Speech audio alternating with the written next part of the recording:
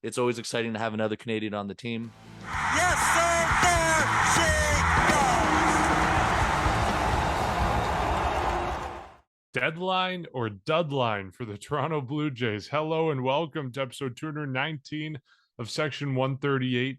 The trade deadline has officially passed as of about 30 minutes ago as we record this, and we have so much to talk about, starting with how bizarre it was from start to finish for the Blue Jays, and there's a lot to break down. Bryson, Jacob, lots of new Blue Jays, probably not the Blue Jays that people wanted them to be at this point in the season. How are you guys? Doing good. However, this was definitely I don't want to say random trade deadline, but maybe the way it ended for the Blue Jays, kind of a random way to end things. A bizarre day. I think the one thing that's set in stone is this was something that I don't think this went, or at least not what we expected it to go, I should say. I just felt like a lot of the things that we were talking about prior to this, we were picturing this to go a lot in just different than what it did today, despite obviously the trade with the Marlins. But either way, I think we're going to talk about it obviously in terms of if we liked it or not. Maybe the Jays didn't make as much as people wanted, but in terms of I guess baseball in general, obviously lots of trades today too. We knew the Juan Soto deal happened today too. So despite the Jays' day, I guess in terms of being a little bit underwhelming, if you want to call it that, definitely a crazy day, I guess, just in the world of baseball. Yeah, I don't think it was necessarily what everybody expected, but I'll say it right now, I'll take it.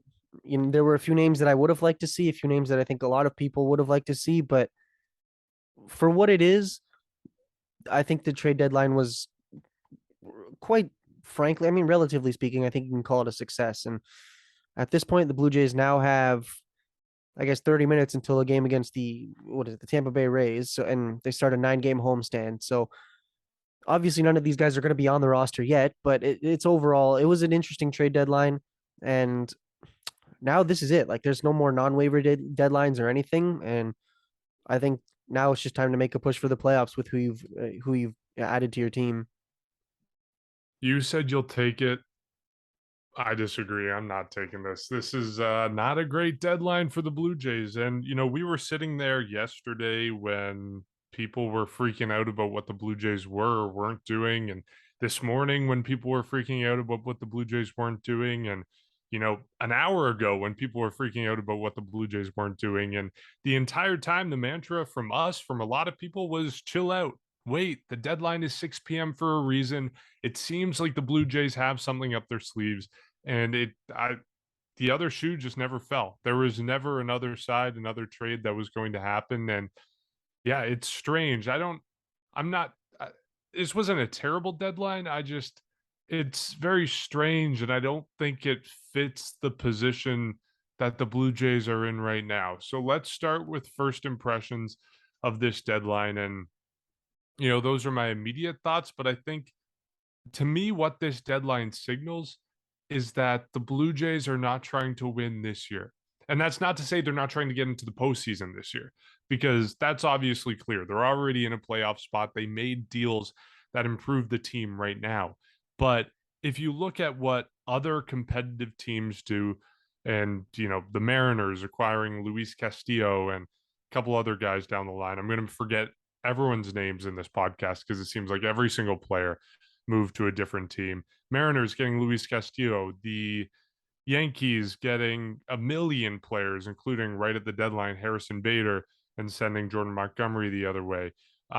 You have the Twins making big moves. You have the Phillies making big moves. You have all these teams making big moves. And the Blue Jays improved their team, but they did not improve it enough to keep pace with all these other teams, let alone gain ground on these other teams. I think if we go back to what the Blue Jays were a week ago compared to other teams, and now look at who they are now compared to other teams, even though they are a better team, they're worse in relation to these other teams. And to me, that tells me they're not trying to win the World Series this year. They're not trying to go all the way. I think they've kind of accepted that it doesn't make sense to fork over a million prospects for someone who's not going to be here next year. It doesn't make sense to sell the farm if it doesn't improve the team long term, because odds are, no matter how much you do this season, you aren't winning the World Series. You are going to run into the New York Yankees at some point. You are going to run into the Houston Astros at some point. You are going to run into the Los Angeles Dodgers at some point.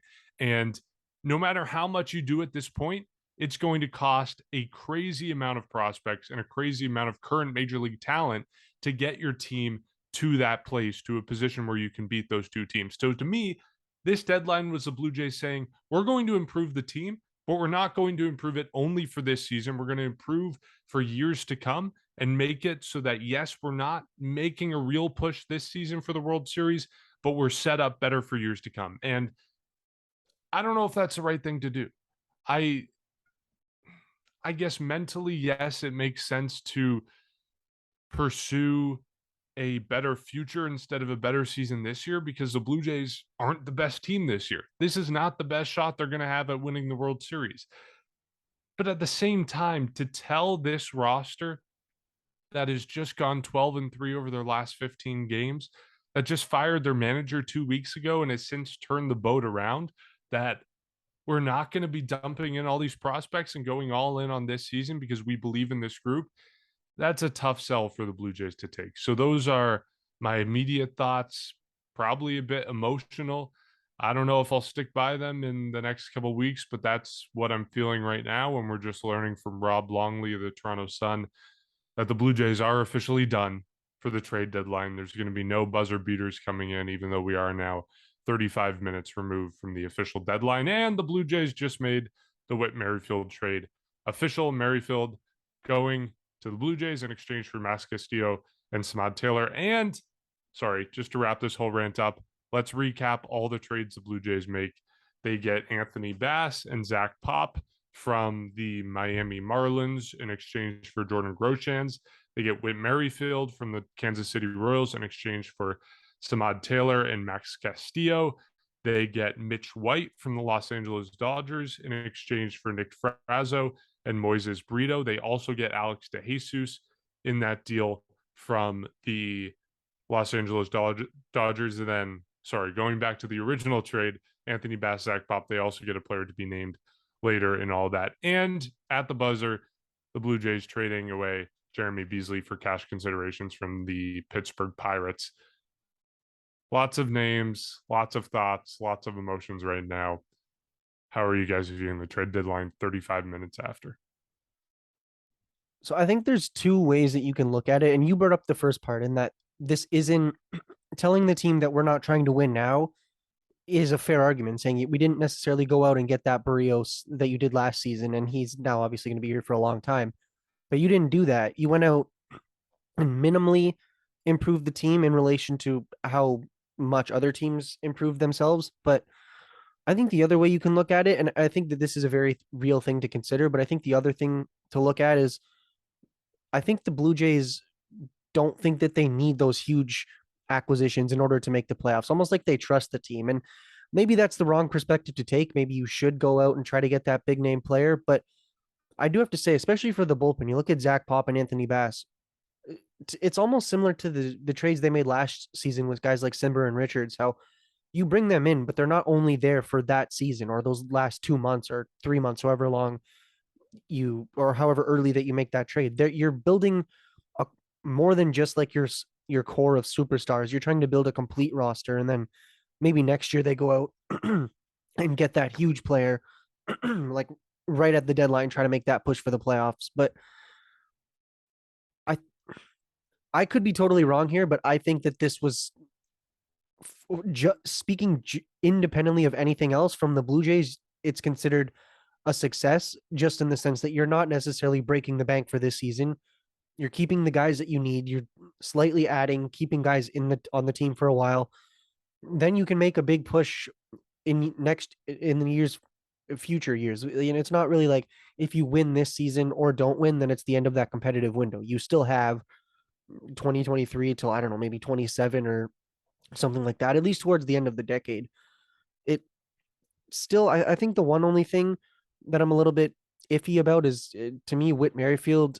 I'm not really sure why you go out and get him as your last minute deal. Like, he could turn things around. He could be a lot better this season. Definitely not what I think people expect out of him. Quickly look here, only definitely below his career numbers. Average is below league average, 240, only 42 RBIs, 6 home runs. So really not what you've expected out of him. But it's, I guess, what they're trying to do is say that we just want depth. And the argument you could make is he is better than Bradley Zimmer, although he is a right-handed batter, and that's not really what they were trying to do. But I don't know. This is the one deal where I'm thinking I don't really know why you go out and do it, and I'm sure we'll get into it later. There's a few things that are going to happen, or at least have to happen, in order for him to play in Toronto. But other than that deal, I think I can say that I understand why you go out and make all of these deals. You want to get bullpen help. I don't think a guy like Josh Hader is necessarily who you go out and get. You don't really need a closer, a lights out closer at least. But I think overall it was a good trade deadline, and you go and you get relievers. You get the guys that can get you into the playoffs, but not just this season. You still have a lot of them next season. Still have the guys that you acquired last trade deadline for next season. And who knows? I mean, at the end of the day, you're trying to win this season, no matter what the team say. Obviously, they can plan for the future, but you're trying to win this year, but you still can build on this core and be a lot better next season. And I'm not even focusing on next season. Like, we can worry about the offseason when that comes, but just for this season, I think you have to consider it at least to some extent a success, in the sense that they believe in this core and they think that just those minimal acquisitions can help you bring yourself into the playoffs. And I could be totally wrong, but I think that's at least something you have to consider in understanding why the team made the moves that they did and why they didn't make other moves. Yeah, this was the opposite of a successful trade deadline, in my opinion. I'm with you on this one, Mark. It just disappointment, I think, is the word I would use a little bit, and of course, underwhelming is the other word I use for it. I don't like the logic of saying, okay, we're not going to win it this year. Let's load up for next year and waste the rest of 2022. I don't like that at all. It feels like the Blue Jays were the only team kind of in this wild card race, or even in just, I guess, if you want to include the AL East race with the Yankees, that had this similar approach. You mentioned it in terms of different teams in the American League wildcard race. The Tampa Bay Rays still get better. I mean, they got a couple pieces here and there. They got David Peralta from the Arizona Diamondbacks and a few other moves. The Seattle Mariners, you mentioned it with Luis Castillo. They traded their top 3 of their 5 prospects for this guy who currently trail the Blue Jays by 2 games. You see a team like the Minnesota Twins have an outstanding deadline. You're getting Jorge Lopez from the Baltimore Orioles. You're getting Taylor Miley from the Cincinnati Reds, and you're getting a bunch of other arms here to make, I guess, a team, especially in the AL Central where the division's wide open, to be in a much better position. And then, of course, the Houston Astros is another team that come to mind. You get Trey Mancini from the Baltimore Orioles. All of these teams, and especially the Astros, and if you want to include the Yankees too, because they make their bullpen better. They get Frankie Montas. They get much better too, despite how good they've been this year. Especially the Astros and Yankees in particular, the top 2 teams in the American League. They are a better team now than what they were a week ago, and that is saying something because of how good of a season both of those teams have had. These are all other teams in terms of the Twins, the Mariners, the Rays, who got better and are still, in it with the Blue Jays. And of course, and these are teams who were a lot more aggressive than the Blue Jays. And that's why I don't like the approach of saying, okay, we're not going to go all in this year. We're going to do it next year. I don't like the idea of wasting a window or a year of your window this year. You had we know the hype that came into this year in terms of World Series expectations. There were tons of expectations, and for you to tell me that this was a successful deadline because the Jays didn't break the bank for their farm system just so they can be cautious this year and look forward to next year, I think it's flat out wrong, to be as respectful as possible. And then, of course, to add on to that, from what you were saying in the opening, Mark, is that how do you tell this roster who just went on this 12-3 run that, oh, we're not going to break the bank this year. We're not going to go all in this year. We're just going to play it out for the rest of the season, maybe go into the winter being a little bit more aggressive after the season ends. I don't like that approach whatsoever. So I'm not a fan of saying this was a successful deadline whatsoever. This was just flat out something that I thought we had a different expectation for. We saw the names float throughout the world, or pretty much through the rumors today. I mean, there was another name, for example, Noah Syndergaard. There's Frankie Montas. These are all names that the Jays were in on. There was David Robertson from the Cubs. There was Ian Happ from the Cubs. There was tons of names that could have been a fit for this team. There was Raisel Iglesias as well from the Angels, in terms of the Noah Syndergaard thing. And they managed to, I guess, just quite frankly, miss on all of these guys. I understand the asking price was high, but to see teams like this in a pretty much what I said earlier, making these moves, making these improvements. And if you want to kind of just expand this beyond the American League, look at another team like the Atlanta Braves with Alex Anthopoulos making tons of moves once again, getting that roster better in terms of a World Series run again this October. You're in a tough division with the New York Mets, who have been pretty much leading the way the entire year. You're trying to load up for the postseason as well. And then, of course, the team that stole the show today in terms of the San Diego Padres, in terms of all the moves they made throughout the weekend, all of these teams had a very similar approach of being aggressive, being all in, because guess what? When you are a competitive team and you have World Series expectations, all in should be a must every year. So unless we got the wrong impression of where the Jays were this year, perhaps you're correct, Mark. Maybe they don't think this is the year for them, but just to sit back here, I would say 3-4 months after we came in on opening day expecting the World Series, expecting 100 wins, and to kind of just backtrack now and say, you know what, this isn't the year. We're just going to try and make the playoffs. I understand making the playoffs is one thing and anything can happen in the playoffs, but the players were expecting a little bit more too. We saw a couple of other reports about that today. Just to sit back and not try and improve as much as you. And the best part is, I think, is that the Jays could have made a lot of these trades to get better. And just to sit back and kind of let other teams not leapfrog you, because obviously, again, the Jays are still the first wildcard team, but to get better while you really didn't get better other than in one area, then I find it a disappointment. Of course, the one thing, I guess the one takeaway, the good takeaway that you can pretty much come away from today is that the bullpen, of course, without a question, is a lot better. You got velocity coming, which was good with the trade with the Miami Marlins. And you have a familiar face like Anthony Bass coming back.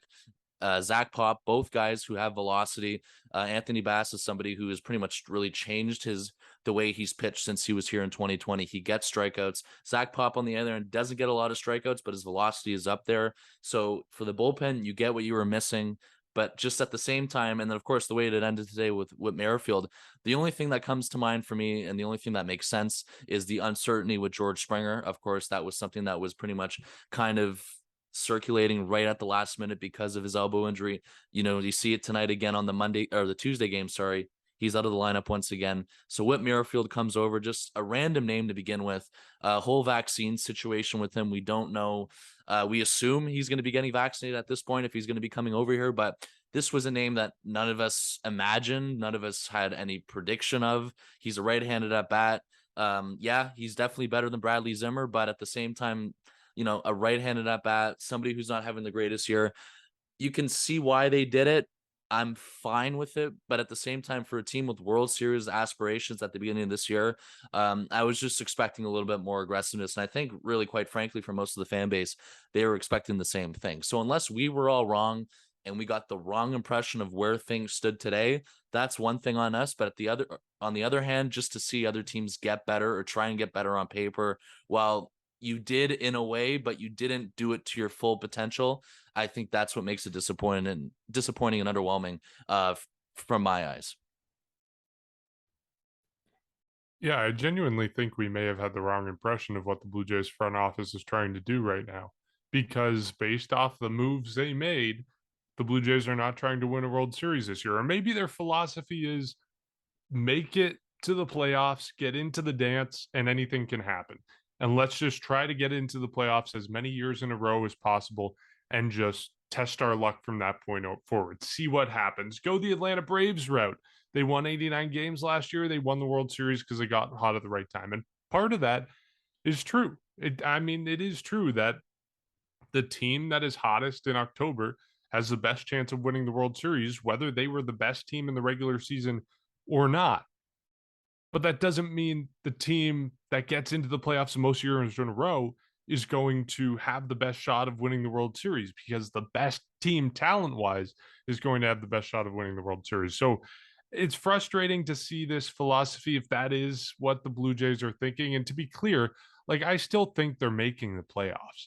They still did improve their team and kept up at least enough with the other teams in the wild card race to still get into the dance. And yeah, like I said, once you're in the dance, anything can happen. It's just frustrating to see them not try to get to that, hashtag next level, improve to the point where you can compete with the Yankees, where you can compete with those teams. And like, yeah, it's tough when the Yankees are going out and getting all these top players. It's tough to justify keeping up with them. I think we all expected more, and there was room for them to do more. It didn't have to be a trade for a Frankie Montas. It didn't have to be a giant deal for someone like Rezo Iglesias, who's, got a 4-year, $58 million contract left. Like, it doesn't have to be huge blockbuster trades like that. It can be something that's more in the middle. It can be a Noah Syndergaard. It can be a, Carlos Rodon, as much as his asking price we heard was pretty high.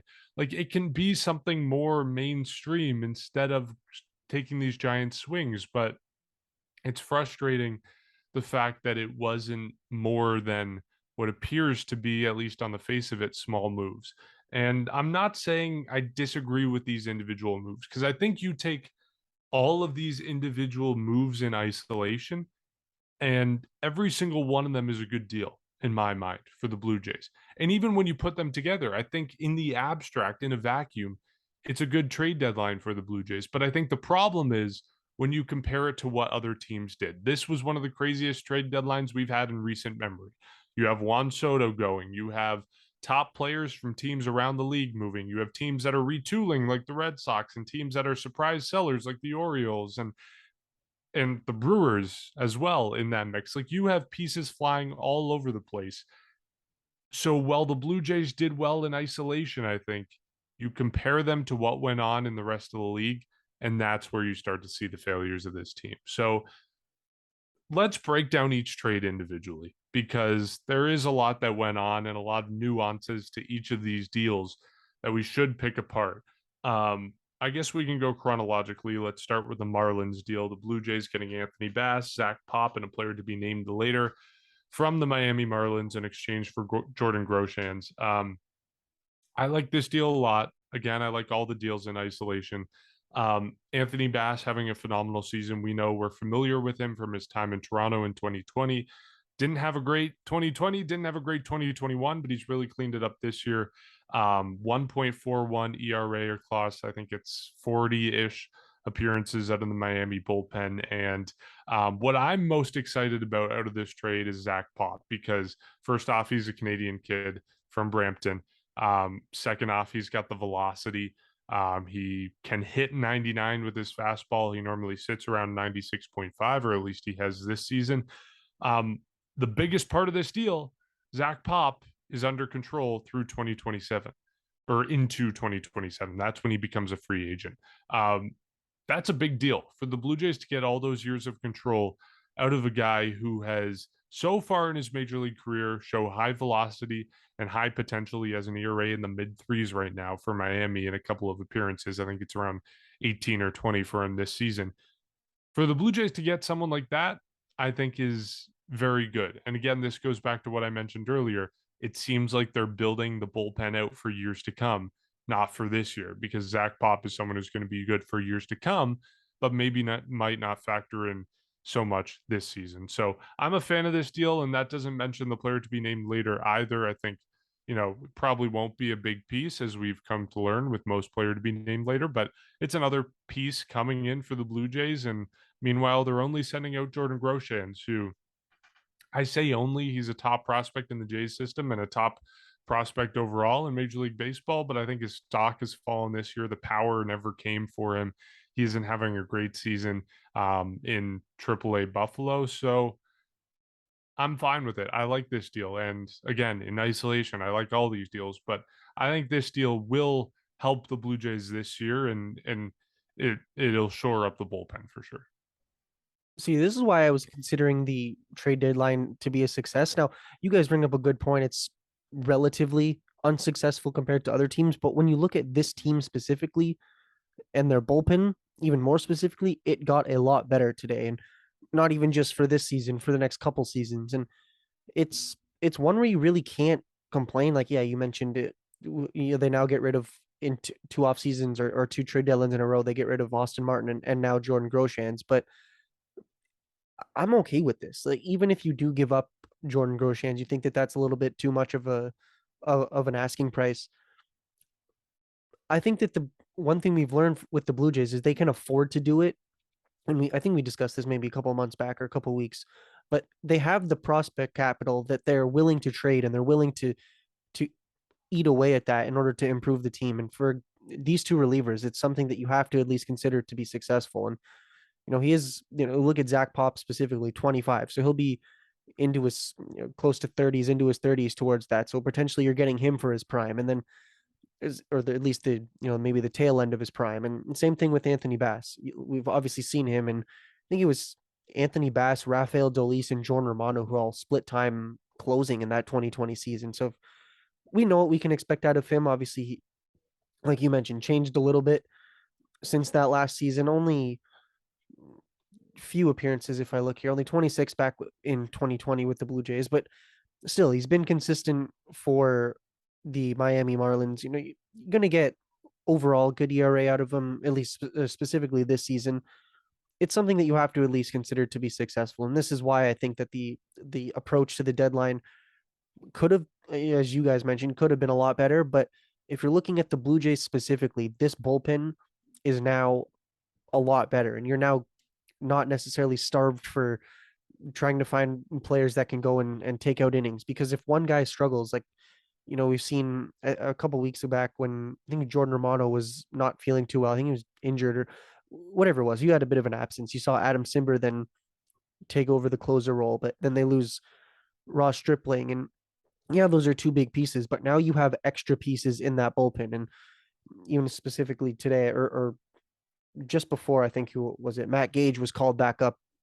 Like, this bullpen is a lot better now, and it's not the hugest asking price. Like, when you think about it, say you get Anthony Bass, for the duration of his contract, and then you get Zach Pop until he becomes a free agent. I think it's fair to say that, but say you get good seasons out of both of them until they leave. For just one player, and plus a player to be named later, is what you get in return for just one prospect. You have to at least consider that to be a success. Yeah, that's the one thing. I guess the only the notable thing was this Marlins deal, of course. And yes, the bullpen does get better.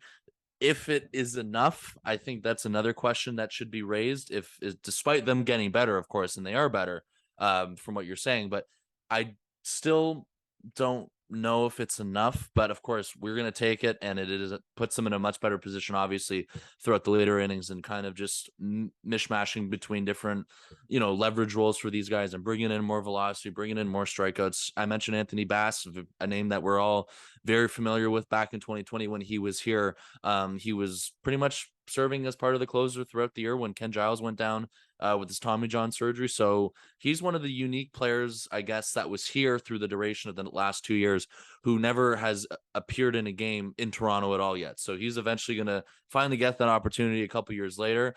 We know that he did leave the Jays in the 2021 offseason to sign the deal with the Miami Marlins, and he is under contract for next year with the team option. So you get one more year with him on that one. And I mentioned it earlier on, is that he is a different, not totally different, but he has changed some things up since going to the Marlins and coming back now. Just in terms of his pitch usage, we know that he uses the slider a lot more effectively. And of course, once again, just being at the top of the league in terms of the strikeout rates, the chase rates, velocity. And that is the biggest thing, of course, that the Jays were missing. And of course, Zach Pop, it's always exciting to have another Canadian on the team. That's now the second Blue Jays reliever in the bullpen to be a Canadian. So that's pretty cool about that as well. So the strikeouts also, I mentioned earlier, aren't there pretty much compared to Anthony Bass at all, but the velocity is there. And I think the one thing about him too is that he gives up a lot of ground balls, which is a good thing, of course. And I believe a sinker is his dominant pitch with that. So that's going to be interesting to see how, I guess, effective he is out of this bullpen as well. And I mean, Anthony Bass, going back to him quickly again, 141 ERA. It's been a great year for him. These are good additions to the bullpen right now, much better from what they had, of course.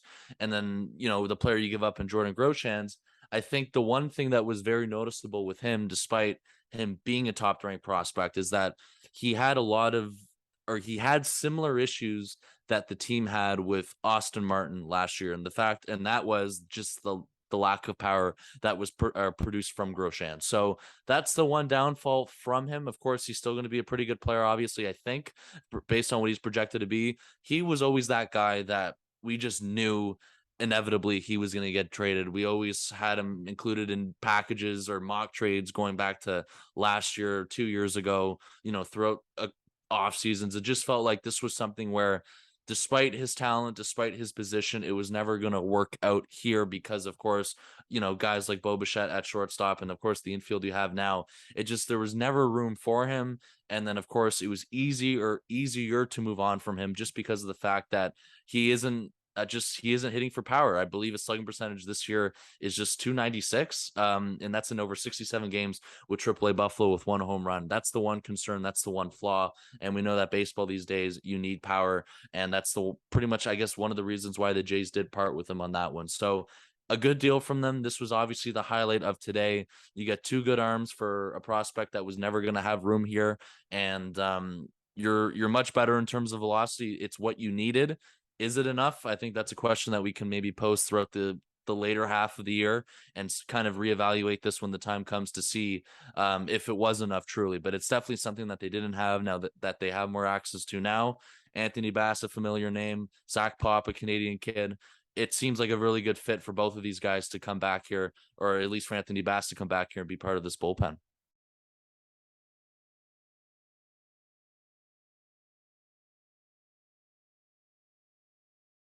Yeah, I mean, again, in isolation, good deal that I think all of us are happy with. Let's move on to the next deal. This one's interesting. It generated a lot of questions from the minute we heard the name, and that was Mitch White. I don't think it's a name any of us were familiar with. I don't think it was a name many Jays fans are familiar with, but he is a starter slash reliever for the Los Angeles Dodgers. The Blue Jays acquired White along with Alex DeJesus from the Dodgers in exchange for Nick Frazo and Moises Brito. Moises Brito is not a name I was familiar with. I don't know really anything about him as a Jays prospect, but I know Frazo was, I think, one of the picks in the 2020 draft for the Blue Jays. I think he was towards the bottom of their top 30 list, or towards the middle, I guess. I think he was 16th overall in the Jays system.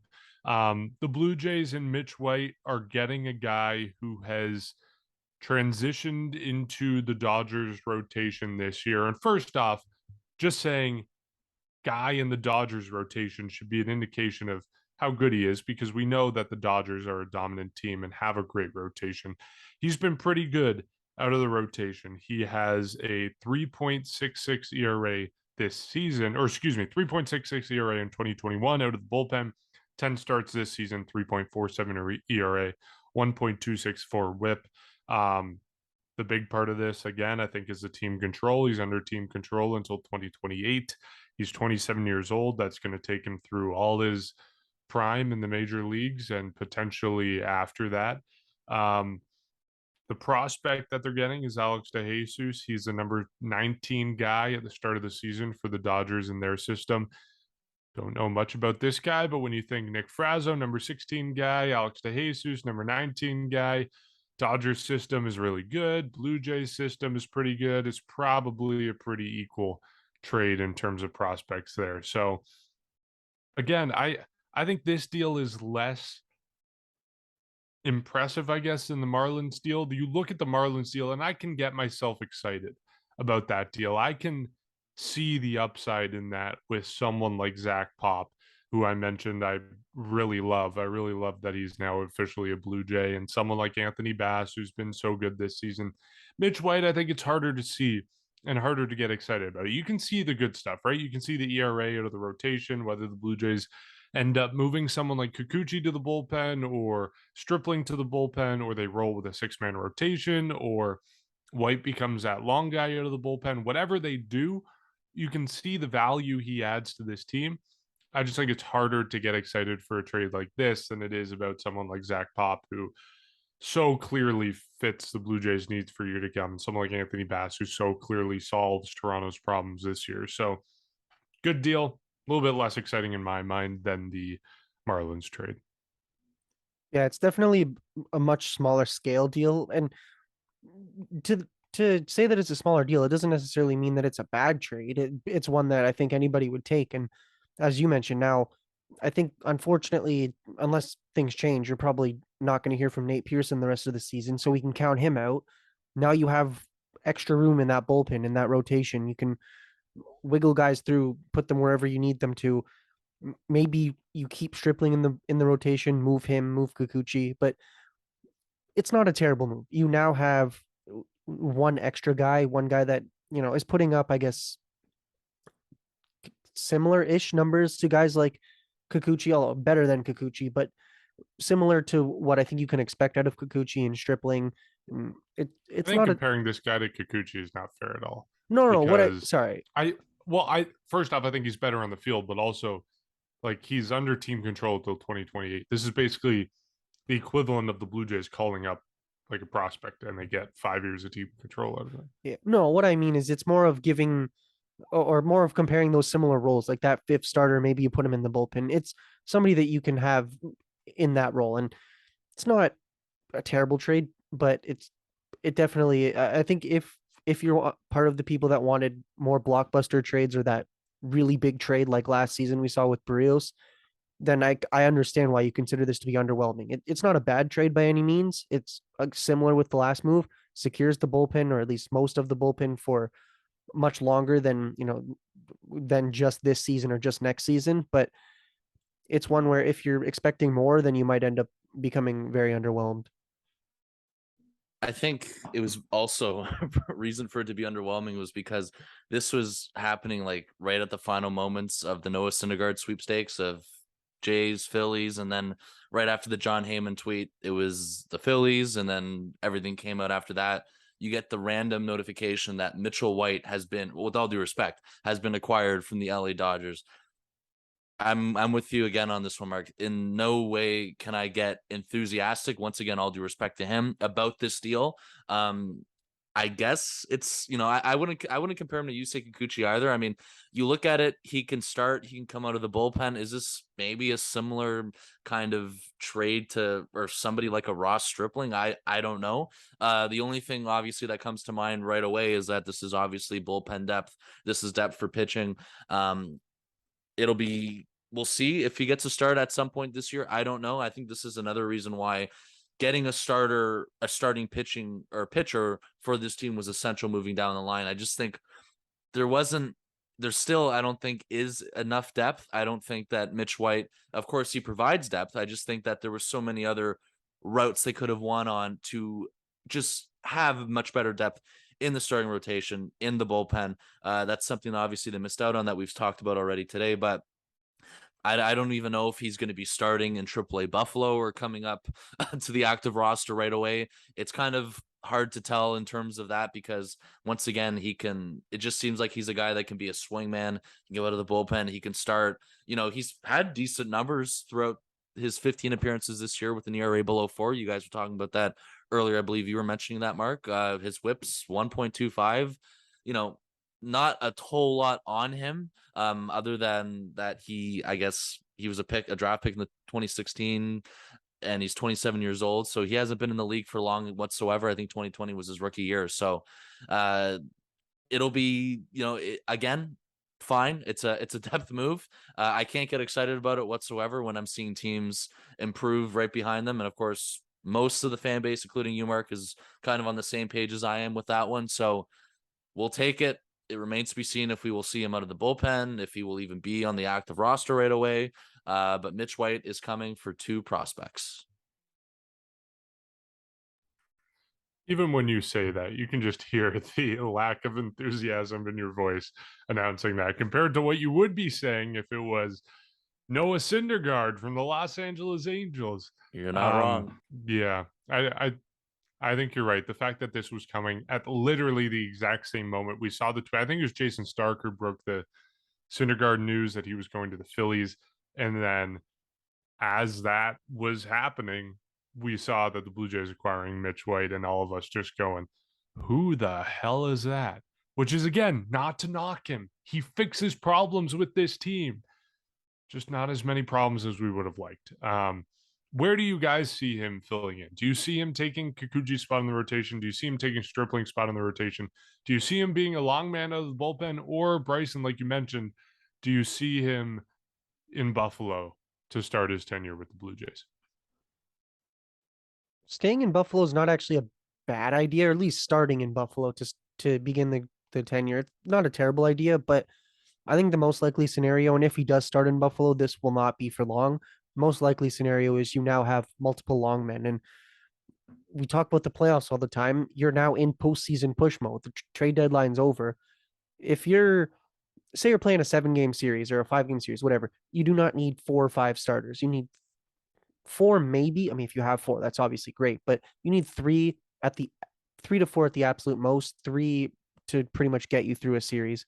You now have Ross Stripling, and a lot of these other moves that a lot of these other new acquisitions can take over and be like a long man if you need to, or take over 4 or 5 innings if you need to in any type of series scenario. But I think that's the most likely scenario. Now you have long men. We haven't really seen this that much this season with guys getting rocked in the first or second or third inning. But if you have that happen, you now have multiple guys that can do that. And it's kind of all it is. Like, you're not really going to see him get thrown into the high leverage situations.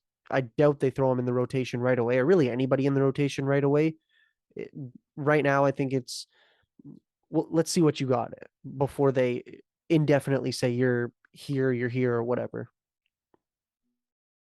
Yeah, this one for me, it's hard for me to have a true understanding on this. So it's more of us guessing, kind of, just based on where things stand. The bullpen, pretty much the additions or the moves are going to have to be made, of course, to get Pop and Bass in there. I would say, I'm just going to throw it out there, I think he starts in Buffalo for a bit until things are kind of figured out on that one in terms of the numbers and all sorted out. Of course, once again, they have to make a move for Pop and Bass. I think ideal candidates right now, when you look at it, of course, Matt Gage was just called up for probably this series, and then that might be it. I think another guy who has the potential to be sent down for Bass or Pop would be Trent Thornton. So if you take those two guys out, and then of course you put Pop and Bass in, there's not exactly an open spot in this bullpen right now. So unless, I've seen the idea floated around a bit. I don't know how true it was. I don't know if it is going to happen, but there was some talk. And of course, the reason, once again, I hate going back to this, but the reason why getting a different starter was so important, because there was talk about maybe just having an extra option in the back end of the rotation for a guy like Kikuchi, who has been up and down this year. I've seen other ideas potentially we know that Alek Manoah's workload has suddenly become a topic of conversation this year. Do the Blue Jays maybe shift towards a 6-man rotation, time in and time out, for a bit throughout the rest of the year? Maybe not consistently, but maybe the odd time. So that's maybe another option, but I think that's also why getting another starter was so important for that reason, like a Noah Syndergaard or whatnot. But if time goes on and, Mitchell White is a guy that's thrown in here to be a 6-man or to kind of take over in some sort of role, I think maybe that goes on later on in the month of August at the earliest. So my ideal, barring any injuries, my ideal starting point for him is AAA Buffalo. And then I'm sure at some point this year, I think it's a lock that he obviously will eventually be up on the active roster within the bullpen, or again, maybe a spot start here and there. We will see him. That's the one thing that's for sure confirmed, I think, or at least it's safe to assume that, or maybe close to it. But for now, I would start him in AAA Buffalo. That's just my ideal starting point. I really don't see him starting in Buffalo. I think, as much as I talk about the Blue Jays kind of treating this deadline as an opportunity to improve the team for years to come, I see him as a major league ready guy. If anyone's going to start in Buffalo and then move up to the major league team from this deadline pool, I see Zach Pop being the most likely guy, just because he wasn't totally fit in with the Marlins, and the Blue Jays are adding a couple other arms, so they're trying to figure out kind of the chess game of where to move people and who to add and who to take away. And we saw that today a little bit with Matt Gage, and then Andrew Vasquez being claimed off waivers, and then who was it that was DFA'd? Anthony Bonda. Anthony Bonda. There we go. And then also Jeremy Beasley heading the other way. Sorry, so many names swirling around in my head right now. But yeah, I see Zach Pop is more likely to start in AAA and then move up to the major league team rather than Mitch White. I see Mitch White as being a major league caliber player. I think odds are he's in the bullpen as a long man. I don't really see the Blue Jays moving Ross Stripling for a guy that just showed up, especially with the success Ross Stripling has had out of the rotation. And I'm not sure I see them moving away from Yusei Kikuchi yet. I think he had those struggles, went on the injured list, came back, had a good start. I think the Blue Jays are ready to give him at least a couple starts to see if he has it. If he doesn't, yeah, maybe it's Mitch White's turn, but I think it'll take at least a couple starts to see what's up. I think the possibility you mentioned of rolling with a 6-man rotation is interesting because, yeah, Alek Manoah's pitch limit and inning limit is becoming an increasingly popular topic of discussion in Blue Jays world, and it may become a problem. The Blue Jays haven't said anything about it, but it may be an issue. I don't know if going with a 6-man rotation is a solution. I think the Blue Jays may opt to just have him pitch less deep in starts, maybe start going 5 innings instead of 6 innings, 6 innings instead of 7 innings, kind of just cut off that extra inning at the end of the start. And that would be a situation, if you cap him at 5 innings where Mitch White could come in and maybe throw 2 to 3 innings every time that Alek Manoah is on the mound. So maybe that's a situation he goes into. I don't know, but I really see him coming out of the bullpen as a long man right now. I think that's where he fits best with this team. Okay, the last trade to talk about, the most confusing trade to talk about. The Kansas City Royals sending none other than Whit Merrifield to the Toronto Blue Jays in exchange for Max Castillo and Samad Taylor. Whit Merrifield is unvaccinated. At least he was 2 weeks ago when the Royals came to Toronto.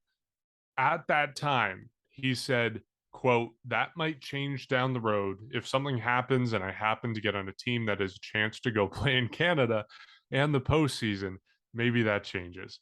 The Blue Jays don't make this move without knowing that Whit Merrifield is going to get vaccinated. Like, they just don't take that risk. They're not rolling the dice and say, yeah, well, maybe he will, or maybe we'll just have him for 20 games down the stretch. Who knows? Like, the Blue Jays are not taking that gamble. The Blue Jays know for sure that he's getting vaccinated. Whether he already is vaccinated, whether he's begun that process, who knows? I see that Ross Atkins is doing media availability right now. We may be finding that out. It's a strange situation to be in. Who knows when he joins the team in Toronto? It will be at some point. It may be 3 weeks down the line. We'll find out, obviously, when that day comes. Yeah, this was one of those weird deals where we were talking about a blockbuster last minute trade. This is it, I guess. If you're the Blue Jays, it makes sense. Like you said it there. Like, they don't make this move if they don't expect him to get vaccinated or potentially already be in the process of it. But I don't know. It's one where I guess the best answer I can give you is he's better than Bradley Zimmer. And I guess he's not he's an outfielder. You play outfield second base, but he's a right-handed at bat. And that's the same thing. Towards the end of his prime, he's getting older. He's in mid 30s at this point. It's not the move. It's not what I think the Blue Jays, or at least what Blue Jay fans expect it to be. Even just a couple of seasons ago, last year, 2021, 162 games, it was a fantastic season. Obviously, with all, he didn't even hit that many home runs that season, only 10, but still, it was a good season out of Whit Merrifield, leading the league in games played and at bats. Doing that for 3 straight seasons. But it's not the player of a few years ago. This is a different player, most likely just a bench role, unless, unfortunately, we've all kind of said it earlier, but George Springer is not 100% healthy. Is this move made because you anticipate him not being able to play as much, or at least not in the field as much? And I guess the other downside to that is, well, then Kirk and Jansen are not going to play as much. And there's a whole bunch of different things. Like, if Springer truly isn't healthy, maybe this is brought in to bridge the gap between that, because maybe Tapia plays more. I mean, if I think you go with Tapia over Whit Merrifield, at least for right now, but it's interesting because going for an outfielder that could have been or that was a lot better in years past, now put him on this team, I don't know if it necessarily makes sense unless it's part of a bigger picture. Like Whit Merrifield, no offense to him by any means, but he doesn't necessarily make the team a lot better just for the time being. Like this is not done. It's not like you go out and get Springer, or you go out and trade for a couple of years ago. I think it was Melvin Upton Jr. It's not like you go out and do something like that.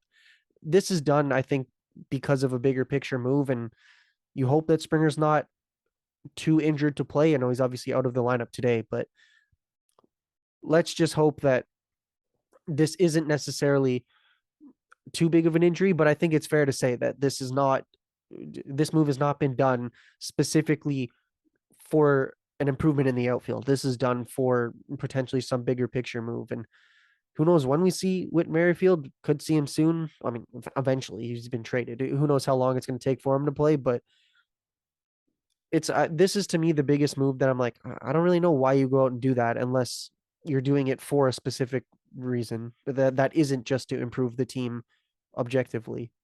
Yeah, another random trade that kind of happened right at the last second with Whit Merrifield. But the one thing's for sure is I believe he technically or if you want to talk about vaccines, if he gets the Johnson & Johnson shot, I believe he's eligible for the upcoming homestand, or if he decided to get dose 1 today, he'd be eligible. I find it highly unlikely he did today, because this is obviously a move that happened kind of last second. So we don't know when he would be available for home games. Probably by the end of the month, or at least the middle of the month, or I should say closer to the end of the month. You hope that's the case. And of course, in the meantime, the Jays are on a pretty big road trip, so you're going to have him immediately for that. So it's an insurance move for George Springer. I think that's one way to put it. As much as Whit Merrifield may not be the player he once was, it's still, again, another insurance move. I mean, he's obviously had a really good career. He's had a lot of good seasons with the Kansas City Royals. I believe last year he was an all-star and he led the league in doubles, stolen bases, and he was he was an all-star. He played 162 games last year as well. So he played 162 games also, actually, in 2019. So that's technically 3 straight years, if you want to include the pandemic season in 2020, where he's played a full 162 game season. Once again, has had some really good years with the Kansas City Royals, but unfortunately, I guess this year in particular, it just hasn't been going well for him whatsoever. And the numbers have obviously declined on that part, but he's better than what I guess they have in terms of depth in the outfield. I'm fine with it. It's just the one thing that just puts a cloud over for me is just the George Springer elbow injury. I don't know how severe it is. We really don't know how severe it is. It's something that obviously he's going to have to deal with for the rest of the season. So in the meantime, if this is something where Springer needs an extra day off, maybe more than usual, or needs more time off throughout the last part of the year, you feel a lot more comfortable with having Whit Merrifield on a roster. And of course, barring any other injuries in terms of depth, you like where you are on that one. So once again, a name that none of us obviously imagined because of the vaccination status. He was one of those 10 players who weren't with the Kansas City Royals prior to the All-Star break in the series in Toronto. So that's why I guess just this name was never something that we ever considered. Of course, the other thing too is I think we were all kind of fixated on the fact that they needed a left-handed at bat. Whit Merrifield is obviously a right-handed at bat. So for those reasons alone, it was a random pickup, but at the same time, it's not awful. It's fine. It's just, it all goes back from what Mark and I were saying at the beginning. And it's something that still is stuck in my head. And it's hard for me to just escape it, is that it just feels like this team didn't do enough to close that gap this year. So, I mean, I think John Morosi had a quote on Blue Jay Central. Mark, I know how you feel about him, but it's hard to argue with what he said. And he basically said the same thing about the gap got wider in terms of it being smaller in this race. And it just feels like they could have done so much more, but they didn't. And I guess the only thing that we can hope for now, because of this underwhelming trade deadline, is that this team continues to play well. They get in the postseason like we hope they will, and they surprise people, and they go on that run that we've been imagining for quite some time now. So that's the one thing, I guess at this point, all we have left to do is pretty much to have hope for this team and to have confidence that they could get it done. Let's hope so. And let's hope that we get to a point at the end of the year where we don't even need to really reflect on the trade deadline because of how good this team played at the latter part of the season. That's just my optimistic best case scenario kind of vision right now. Will it go that way? I don't know. I really don't know. But in terms of going back, to the Whit Merrifield trade, it's an insurance move, and I think all of us, we're not maybe thrilled with it, but I think we're fine with it. Yeah, I mean, I think it makes the team better. And just to wrap up the vaccination stuff, Ross Atkins did comment on it in his press conference. He said, quote, "This is a very fresh acquisition. Because of that, not going to comment on that more and let him work through that with his family." I guess you can interpret that however you want, but to me, that says he's not vaccinated yet.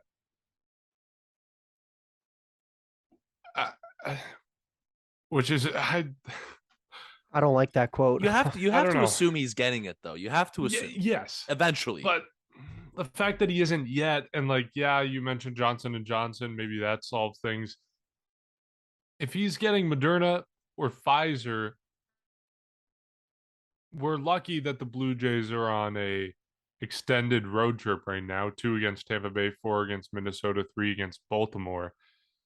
I mean, but that's still only 10 days till they return home on, what is it, August the Angels 12th? homestand. That might be the earliest for him, at least I'm saying, in terms of a timetable.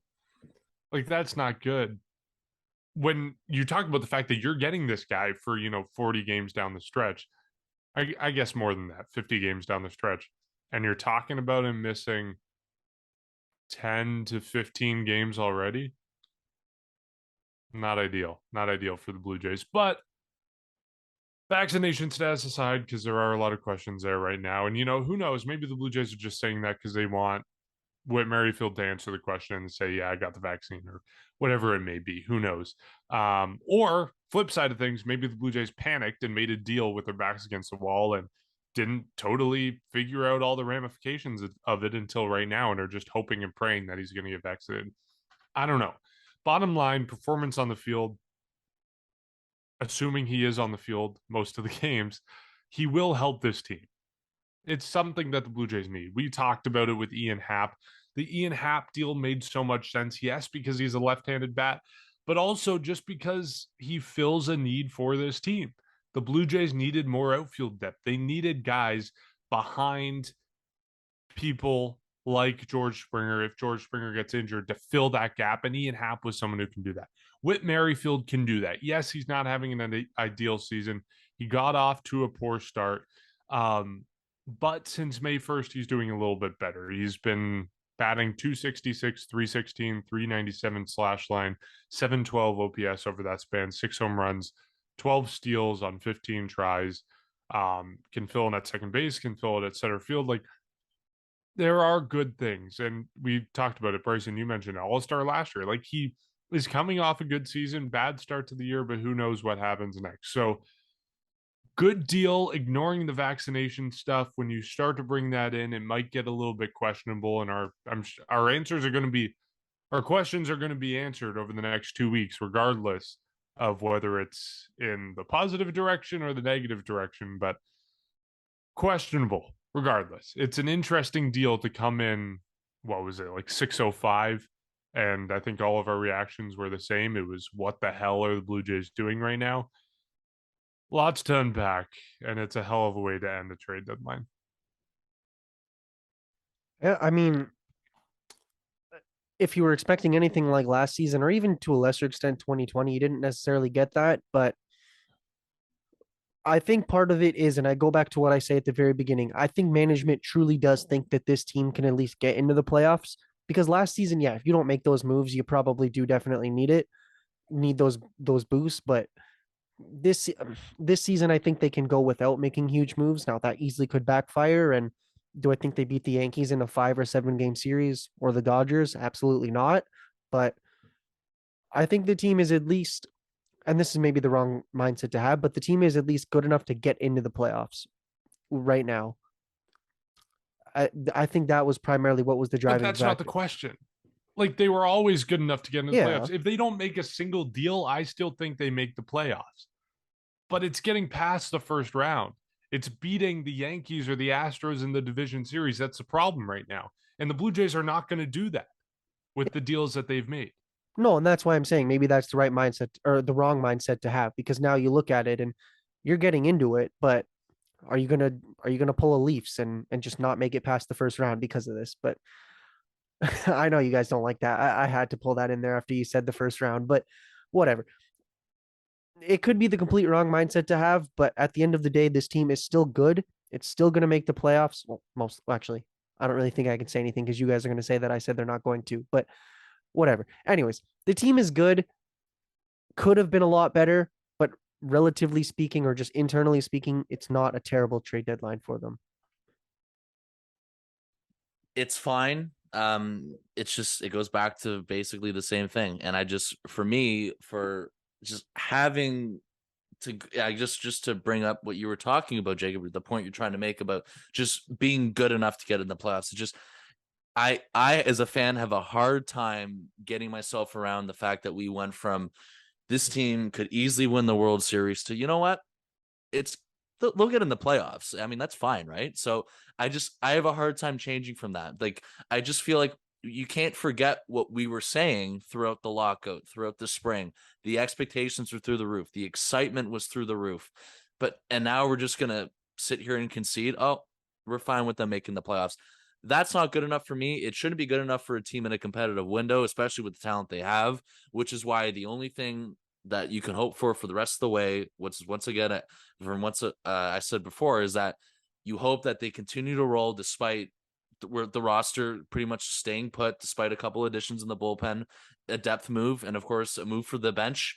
Despite that, you hope they continue to play well. You hope that they can get in the playoffs, and you hope that from there they can go on that run. I have a hard time going from this team can win 100 games to winning the AL East to going to against the Dodgers in the World Series. So you know what? Them settling for a wild card spot, maybe getting in and having a good run, that's good enough. For me, it's not, which is why, as a fan's perspective, probably we did get the wrong idea, obviously, again, from what we said at the beginning.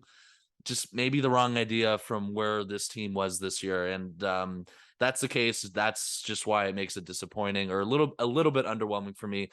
I also want to make it very clear. Of course, they did get better. You can't knock them for that. It's hard. And as much as, the way I sounded talking about Mitch White, can't knock him at all either here. He's coming over here and he's going to have a depth role. He's going to have a role potentially starting games down the stretch. I'm not here to knock anybody. It's just the expectation level was very high and it was just an underwhelming trade deadline, in my opinion. But at the same time, the bullpen did get better. Just to get to some listener responses before we share our final grades on the trade deadline, kind of runs the gambit of what you would expect. Kay Clark saying complete disappointment. Nathan Rogers saying very, very underwhelming. Really only touched a bit on the bullpen situation. Jay Cybulski said underwhelmed, really needed to address our starting pitching. Matt said extremely underwhelming. More needed to be done to address issues with this team. Leland said not happy, and Alex Mercer said very average, which might be the most positive review for this deadline you could possibly have. Can't complain about many of the acquisitions, and White looks interesting. So it seems like a lot of fans are negative about this deadline, which I think is pretty obvious. Just going around the horn here, what grade would you give the Blue Jays for this trade deadline? I think everything that I've said makes this pretty obvious, but I give it a C+. I'm gonna give it, and I mean I've been very optimistic all episode, but I'm gonna give it a B in the sense that you would take it, could have been better, you would like it to be better, but you'll take what you got. I'll be the most pessimistic one. I'm going to give it just a regular C. You know why? I pretty much explained it. Mark, you were going through listener responses. I haven't found one person say, despite Jacob, with all due respect, that this was a successful trade deadline. maybe I'm just not reading enough. Maybe there are more people that have the same opinion as Jacob. I'm sure there are. I've had a hard time seeing that. And for me, the team is a lot better, yes, which is why, I'm being just obviously very pessimistic with this, but the bullpen's better. There's a few things that are better. It's just right now on paper, I hope to gosh to be wrong by the end of the year. And of course, I think all of us, or at least Mark and I, want to be wrong about this, but it doesn't seem like it's enough. And for that's why I got to give it a C. I'd love to be wrong. I'd love for this to be enough to win the World Series. 100%. But it's not going to be. Like, it's underwhelming. I guess that's the word that we can use to wrap up this podcast. Underwhelming trade deadline, despite what Jacob might think. I'm just okay. saying it could be enough. It won't. It's not. Could be. It's not going to be. It could be, but it won't. It's like, yeah. Okay. I think we're all going to go watch the Jays game, and then we're all going to pass out for a million years to recover from this deadline. We'll be back maybe tomorrow night, maybe Thursday morning after this Tampa Bay series. We may take a break just because of this podcast and instead only record after the Minnesota series. We'll see what happens. Regardless, thank you for listening to this episode. As always, you can stay up to date with everything we're doing by following us on social media. That's at Section 138 Pod on Instagram, Twitter, and TikTok. And you can support us by just giving us a rating and review wherever you get your podcasts. All right. Hell of a past week for the Jays. Let's keep it going. We'll catch you next time.